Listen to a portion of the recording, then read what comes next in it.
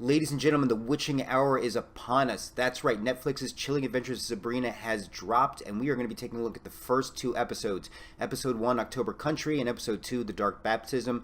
Let me start off by telling you that this show and this series was exactly what I was hoping for. I was looking for the series that was going to kind of fill that Buffy fix that I've been missing, and this does so in spades. And to get a little more contemporary for a second, if you're looking for a series that best represents the first season of Riverdale, which I love and I still think should be rewatched again, this series also hits on all those cylinders too. I'm reviewing the first two episodes, and I'm going to be doing these in 2-episode blocks, specifically in the beginning because I feel like these two episodes really lend themselves to almost a 2-hour movie pilot. Let me jump in because there are going to be a number of things I want to cover. We're going to be looking at characters, we're going to be looking at themes, we're going to be looking at some of the key story points, and also some random takeaways that I covered. Now, I'm not going to be able to cover everything in this review because we're going to be covering essentially 5 blocks, 2 episodes each. But let me just jump right into the things right from the start, and let me begin by saying that we are not going to have Chilling Adventures of Sabrina if we don't have a good, convincing Sabrina, and that's where Kiernan Shipka really comes in. She is smart, she's intelligent, she's the right amount of snark and sass and innocence, and it's what you need from a character. She's asking legit questions. She's not asking legit questions just for the sake of being resistant. She's asking them because they're questions that should be asked. There are questions about the whole, signing the book and dedicating yourself to the Dark Lord and all of these things that are just so blatantly patriarchal that it's surprising that still in this day and age it still gets written off as, well, that's just because of the way we do it. And I think the ants are perfect personifications and a perfect counter to what's going on in Sabrina's mind, and Kiernan Shipka does an amazing job in playing that out. We care for her within the first 5 minutes. We stand for her. I found myself getting that old school excitement at the end where she just turned and declared herself like, I'm not giving myself away that cheaply, that easily. My name actually means something. I represent my parents and what they stood for. And again, Kiernan Shipka, I think, does an amazing job.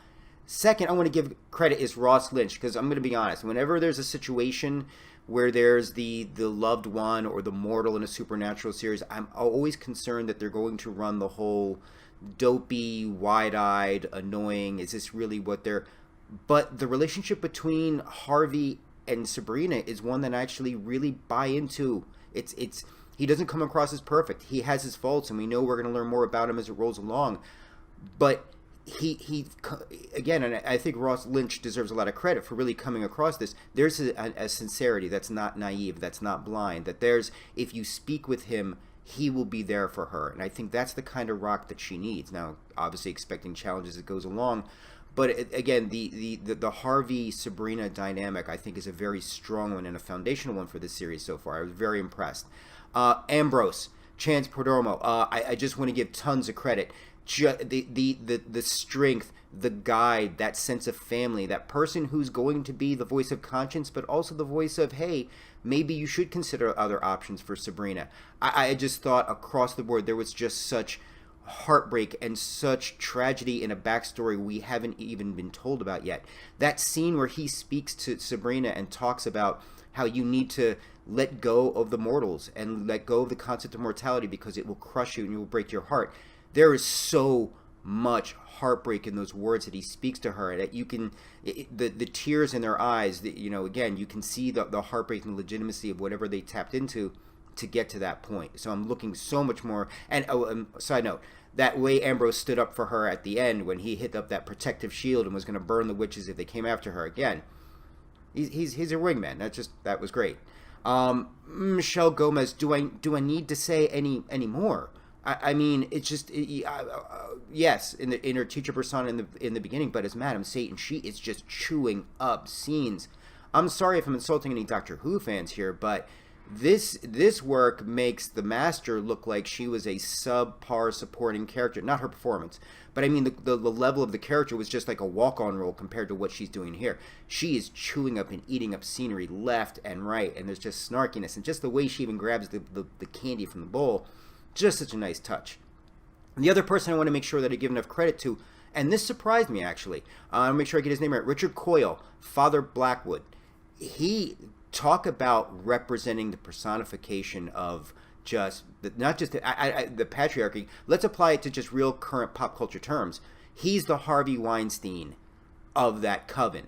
And I just thought the way he just sold her and tried to play as the charming guy and the father figure and the reassuring uncle and taking her by her hand and all these things, and the fact that Sabrina's not dumb. Sabrina's smart. Sabrina's watching the body language. She's watching how he's working his hand on her on his cane. It sounds weird. I'm not even going to touch that one. And even at the end, the forcing of her hand, just so wrong on so many levels. But I think Richard Coyle just did a great job of, he could have been over the top sleazy, but he was great in the sense that he was convincing of this BS in such a way that that's what happens in every day. Lies don't come so over the top. The lies, the BS, the inequality, and the stereotypes and the prejudices, they come to us in soft messages, in messages we're supposed to just assume are correct ones. So again, I'm a really, really big fan of that. Themes that I'm loving, again, I love the fact that it wears its sense of female equality and female empowerment on its sleeve. Big fan of that. It doesn't apologize for it. It doesn't beat you over the head with it, but it makes you understand from the origins of the town to the Greendale, from the killing the 13 witches, to what we see was happening to Susie and what was going on with the football players. We see now more than ever there needs to be that conversation and that discussion. I love the moral ambiguity that also takes place so far. This idea of it's either the mortal world or the witch world. But even with there, it's, you feel for a sense a coven that needs to be protected and feels like it's dying, when it's in service to a Dark Lord that we get the impression by the end, when talking to Sabrina, doesn't necessarily really care or have the best interest in the coven in mind. It's the Dark Lord. Clearly the Dark Lord's going to have his, her, or its, or they's own well-intention in mind. I think that was established. So there's that moral ambiguity too. It's like we understand where the ants are coming from. You know, Zelda and Hilda want Sabrina to be safe. They want her to have a better life than what happened to her parents. So we get that and we feel for it on so many levels. And also the general sense of equality. Not just female equality, but equality across all classes. And Salem represented that the best. I love the fact that she didn't just pick from a book. It was this idea of, I'm going to put a spell out there and see what comes to me. And the fact that Salem just is a partner. It isn't like I'm master, you're slave. Not even so much like I'm the celebrity and you're the bodyguard. It's this, we're in this together. If you have to be in this role, I got your back, just as long as you make sure you got my back. And I'll talk to you in a minute about how that was cool to show how Salem had her back. Story, you set up great stuff for me to know. You gave me a great backstory on Greendale, which was what I was expecting. You got the Sabrina and Harvey situation, and you know that's going to get interesting as soon as he starts to find out what's going on. We got the death of her parents. That whole situation interesting that the Dark Lord even approved their wedding, so you got to think there what the big picture is.